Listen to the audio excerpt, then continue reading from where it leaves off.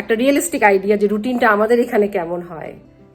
এখন আমি একটা ইজি এবং কুইক চিকেন আলফ্রেডো পাস্তা বানাবো। এই চিকেনটা দেখেন, একটা বুকের মাংস আমি কিভাবে কেটে নিয়েছি, অ্যান্ড এটা আমি একটা পেস্তো দিয়ে ম্যারিনেট করেছি। এই পেস্তোটা আমি মেট্রো থেকে কিনে নিয়ে এসেছি, জাস্ট কিছুই না, আমি কোনো লবণও ইনফ্যাক্ট অ্যাডিশনাল বা লবণ বা তেল কিছুই আমি ব্যবহার করি না।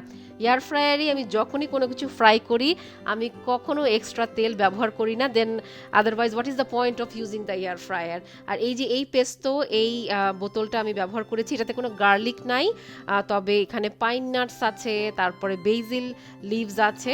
খুবই খুবই ভালো ছিল এবং ট্রাস্ট মি এত সুন্দর গন্ধ বের হয়েছে চিকেনটা যখন গ্রিল হয়ে এসেছে। আপনি এটাও মানে রাইসের সাথে বা পাস্তার সাথেও কিন্তু জাস্ট উপরে আপনি সার্ভ করতে পারবেন। আমি পাস্তার সাথে এটা রান্না করব, মানে অ্যামেজিং। আমি কি বলবো, আমি এখন থেকে এইভাবেই চিকেন গ্রিল করব, বেক করব এবং পাস্তা বানাবো। তো আমি এটাকে সুন্দর করে একটু ফয়েল পেপার দিয়ে ঢাকা চাপা দিয়ে রেখে দিলাম। আমি এখন পাস্তাটা রেডি করছি। আমি 5% ক্রিম নিয়েছি, আমি আজকে কোনো ময়দা দিয়ে মানে ব্যবহার করব না। আমি ডিরেক্ট, আমি রসুন নিয়েছি কিছু, এই যে দেখাচ্ছি, রসুনটাকে আমি হালকা একটু সটে করেছি। রসুন কিন্তু লাল করা যাবে না, একটু সুন্দর ফ্লেভার বের হলেই তারপরে আমি ক্রিম দিয়ে দিয়েছি। 5% থেকে শুরু করে 10%, তারপরে 35% ক্রিম পাওয়া যায়, আপনার ইচ্ছা মতো আপনি দিবেন। আমি 5% লেস ফ্যাটটা নিয়েছি।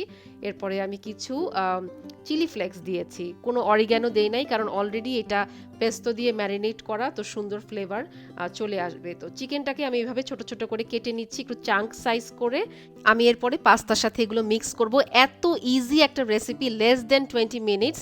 এবং চিকেনটা যদি আপনার ম্যারিনেট করা থাকে, আপনার পাস্তাটা যদি সিদ্ধ করা থাকে, আসলেই আপনার লেস দেন 20 মিনিটসই লাগবে। এবং এই পাস্তার হিরো ইনগ্রেডিয়েন্ট হলো এই সান ড্রাইড টমেটো। আমি সুপার স্টোর থেকে নিয়ে আসি, ওই যে অলিভ সেকশনগুলো থাকে না, ওখান থেকে, এবং গ্রিন অলিভও ব্যবহার করেছি। এই যে দেখেন, আমি জাস্ট আমার ক্রিমের মধ্যে পাস্তাটা অ্যাড করেছি, তারপরে একে একে ফেটা চিজ, একটা প্রোভোলন চিজের পাতা দিয়েছি, অ্যান্ড দেন একটু সানড্রাইড টমেটো আর একটু গ্রিন অলিভ দিয়েছি। That's it. একটু লবণ এবং একটু ব্ল্যাক পেপার, তারপরে সুন্দর করে আপনি জাস্ট মিক্স করবেন। এবং এই অল্প চিজ কিন্তু আমি খুবই অল্প দিয়েছি, এবং তাতেই দেখেন কি সুন্দর স্ট্রিংগুলো দেখা যাচ্ছে। আমার এতটুকুই দরকার। আপনার যদি একটু বেশি ঝোল ঝোল পাস্তা পছন্দ, তাহলে একটু বেশি করে ক্রিম দিবেন। আমার জন্য এই কনসিস্টেন্সিটাই একদম পারফেক্ট। ট্রাস্ট মি, অনেক মজা হয়েছিল। তো একে একে আমি আমার বাকি কাজগুলো করে নিচ্ছি। এক হাত দিয়ে করতে খুব কষ্ট হচ্ছিল। ডিশ ওয়াশারটা লোড করে দিলাম এবং হাতে এগুলো ধুয়ে ফেলেছি। আমি গ্লাভস পরে সব কিছু করছিলাম, কারণ আমার মনে হচ্ছিল যদি কালকে আবার শরীর বেশি খারাপ হয়ে যায়। এই যে দেখেন, পাস্তাটা আমি খেয়েছি, অসম্ভব মজা লেগেছে আলহামদুলিল্লাহ। বাকিটুকু আমি বক্সে নিয়েছি, ঠান্ডা করছি। তো কেমন লাগলো জানাবেন আমার আজকের এই উইকলি